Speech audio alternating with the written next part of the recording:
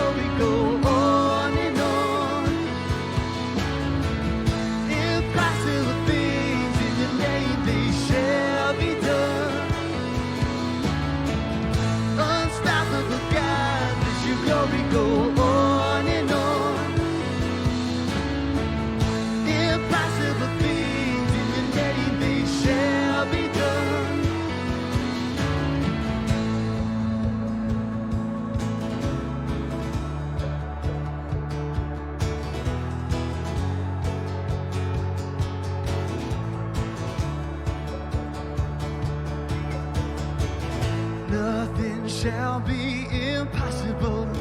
Your kingdom reigns unstoppable. We'll shout your praise forevermore. Jesus, our God, unstoppable. Nothing shall be impossible. Your kingdom reigns unstoppable. We'll shout your praise forevermore. Jesus, our God, unstoppable. Nothing shall be impossible. Your kingdom reigns unstoppable. We'll shout your praise forevermore.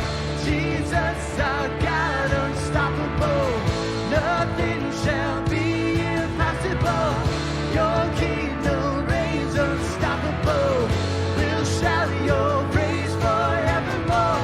Jesus, our God, unstoppable.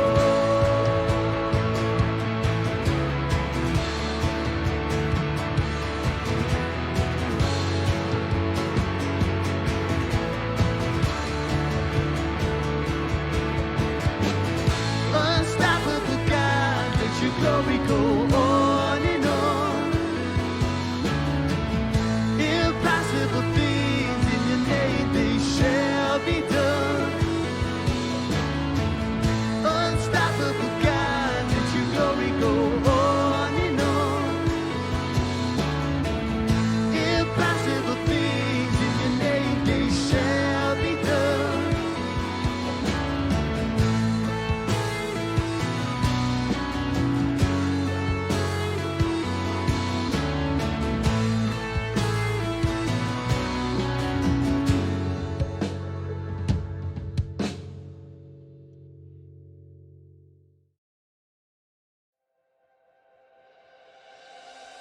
As we're navigating a new normal, it's been clear to me just how much we depend on God's faithfulness, how He is our ultimate provider and protector.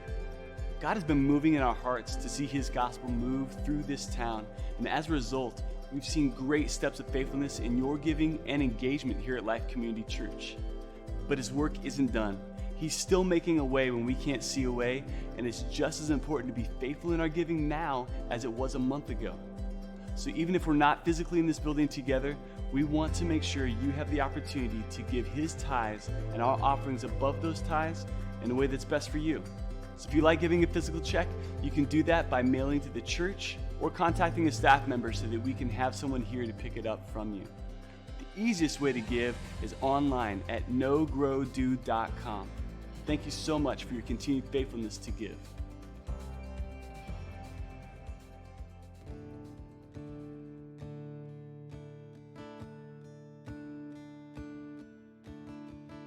You were the Word in the beginning, one with God the Lord Most High.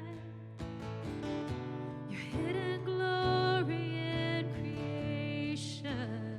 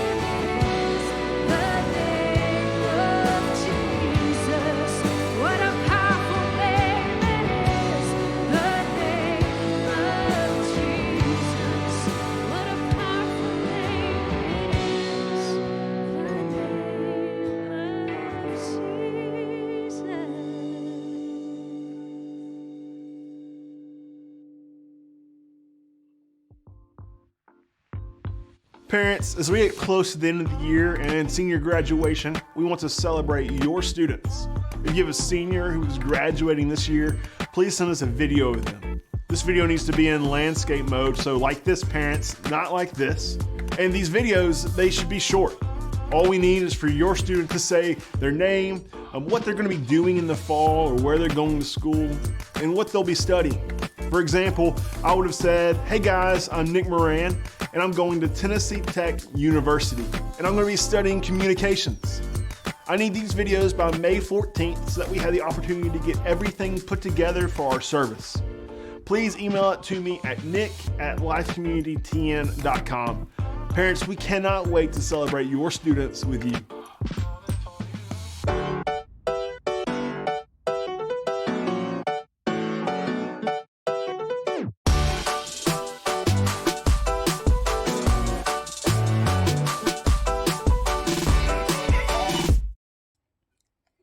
John chapter 4, verse 46. So Jesus came again to Cana in Galilee, where he had made the water wine. And at Capernaum there was an official whose son was ill. When this man heard that Jesus had come from Judea to Galilee, he went to him and asked him to come down and heal his son, for he was at the point of death. So Jesus said to him, unless you see signs and wonders, you will not believe. Now, the location is important in this story. The reason why they bring it up and they talk about it is because it's a significant thing. You have to remember, the last time Jesus was there in this place, he made 150 gallons of wine, and that moment had gone viral. Everybody was talking about it. And so as he was coming back to this place, it was becoming a little bit of a crowd mob mentality. They wanted to see Jesus. They wanted to see what he would do next. So much so that this official had taken over a day's journey to come and see Jesus. Now, from what we understand about this official, he was probably wealthy. He was probably influential. He probably worked for Herod, and he had servants. And so he was a man of influence, but he didn't send his servants to see Jesus. He didn't send some type of an envoy to learn and find out about Jesus. He went to see Jesus face to face. Now, sometimes English translation Bibles don't quite give the full understanding of what's happening in the passage. And in this place, what we kind of miss a little bit in the translation, in the original Greek, there's an understanding that this official was continually begging Jesus nonstop. He wasn't just asking for his son to be healed one time, but he was constantly and continually begging Jesus. This is a big kind of moment, and the whole thing had gone viral. It was becoming like a sideshow, like, let's go see the magic that Jesus does. Let's go see what he's going to do next. And even a little bit in the way that the official asked for Jesus' help, he basically says, why don't you come to my place and do what you're doing for these other people? If you think wine at a wedding is a big deal, why don't you save a boy's life? So this scene is kind of happening this way, and Jesus' answer to this man is a little bit perplexing to me. Is anybody else bothered by what he says? So Jesus said to him, unless you see signs and wonders, you will not believe. He said this, what it appears like it's saying to a man who's losing his son. Like, why is he saying that?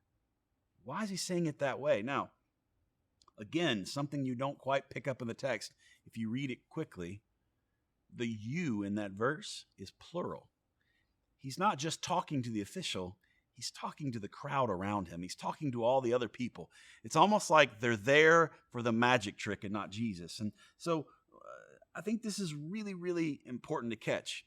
He's basically saying, are you here for me or are you here for my miracles? Now, that's not something that I think we should skip over. It's something I think we need to really think about. What is more valuable? Jesus or the performing of his miracles? Think about this. The presence of Jesus on earth, Jesus coming and being the revelation of God for redemption.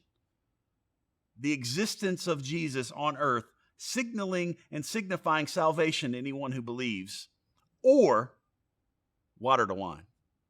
a sick child being healed, miracles. I don't know if the crowd understood what he was getting at. Probably not. I mean, let's be honest. Most crowds don't do a good job of understanding nuance.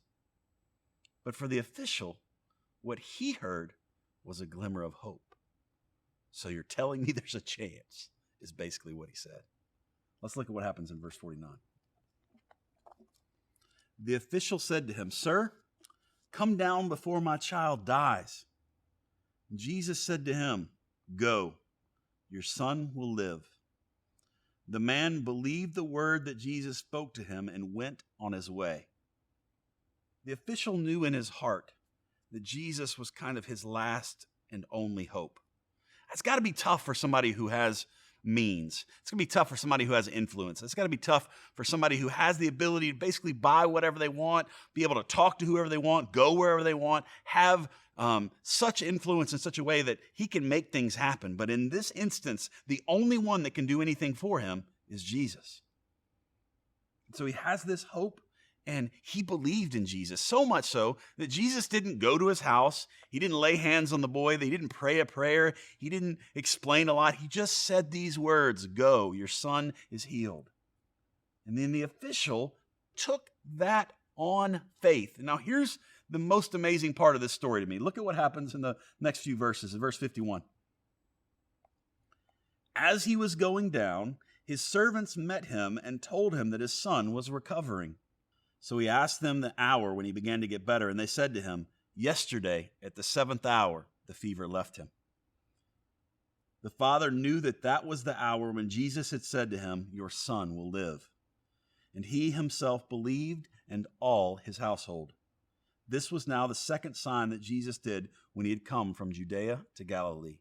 Now the word that I want you to key in on here in this moment is yesterday. Did you catch that? Yesterday?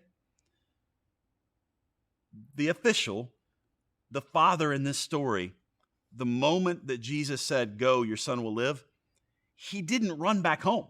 Like, he didn't run home to check his kid who was on the precipice of death, who was about to die. He didn't go home to check on him. He went and handled some other business. The servants showed up to him and they're like, "Hey, guess what? Your son's getting better." And he wanted to know the hour, and like a whole day had passed, 24 hours had passed. And he was amazed by that, and his faith grew, and his whole household grew of faith. It wasn't just a fluke that his son got better, but it was the moment when Jesus said that he would get better.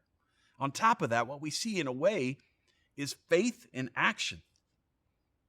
The official didn't run back home, but he went about his life because he knew that God had responded and moved in power. And that's an amazing thing to think about. The stories about Jesus and John really make you think a little bit about life. As a pastor, there are many times when I get to hear people talk about their lives and what's going on. And oftentimes when I hear them talk about their faith and I hear them talk about Jesus, and I hear them talk about kind of what's going on, I often am left kind of wondering this question. Do they want Jesus to fix their problem? Or is Jesus enough? Do they care more about Jesus performing miracles for them, or do they realize that Jesus is their only hope? Jesus or miracles? I think it's still something that we're struggling with a little bit today. The clarity that I need you to hear is that the life, ministry, teachings, death, resurrection of Jesus, the revelation that God has given to the world of Jesus Christ, everything that he is, everything that he's done, all of Jesus is salvation. That is the miracle. That is life-changing, transformational stuff, and we see it happen all throughout the book of John. We see people experience Jesus and be saved. Just Jesus is salvation.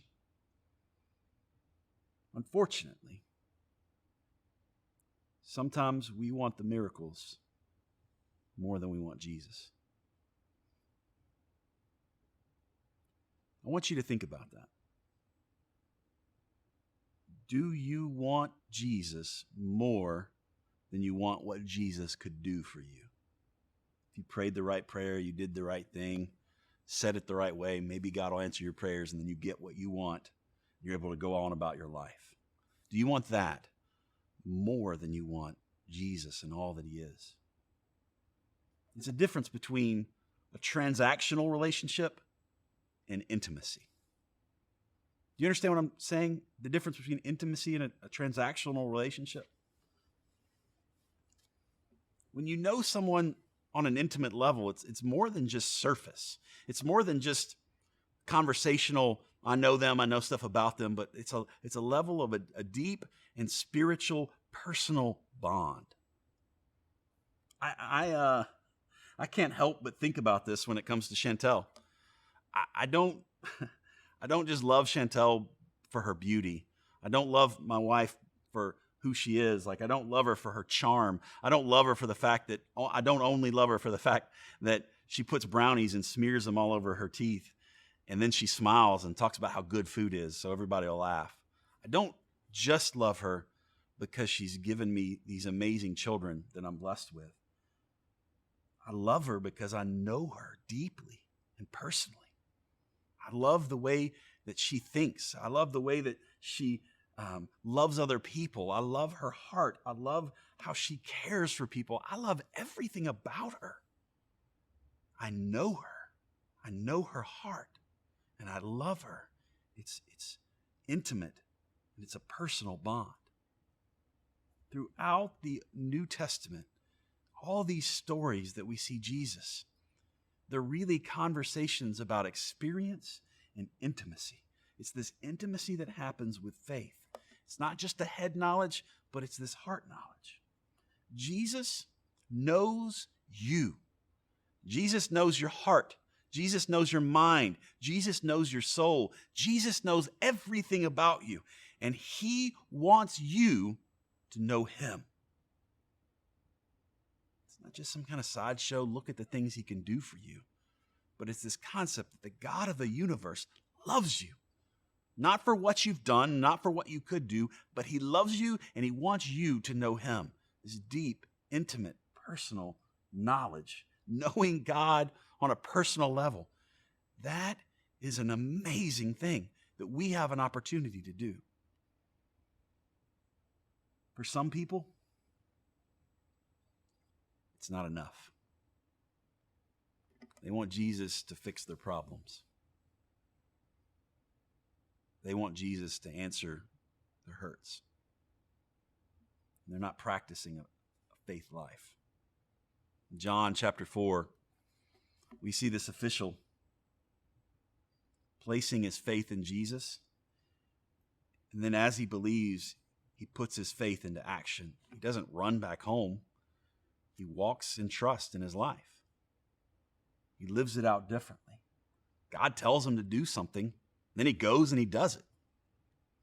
When it comes to us, the question that I want to ask this morning is, what is it that God's calling you to do?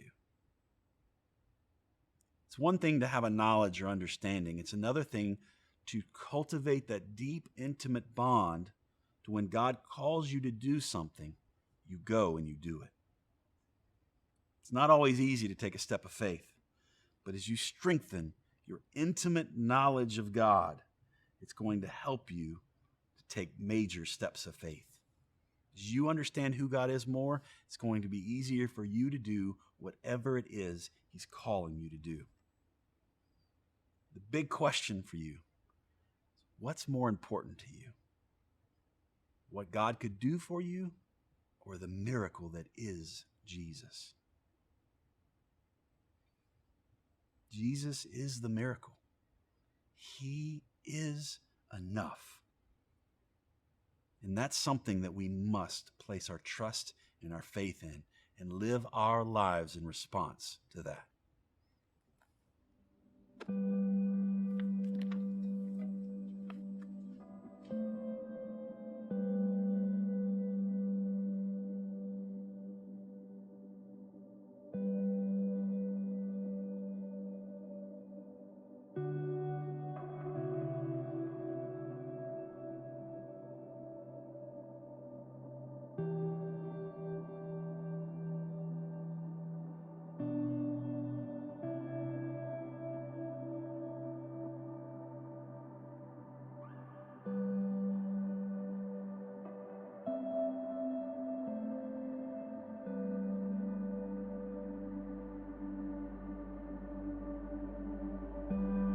All right, that's the end of the service, but it's not the end of your day. I hope that you're able to take what you've learned, how God's spoken to you, and be able to use it for His glory. I hope you have a great day.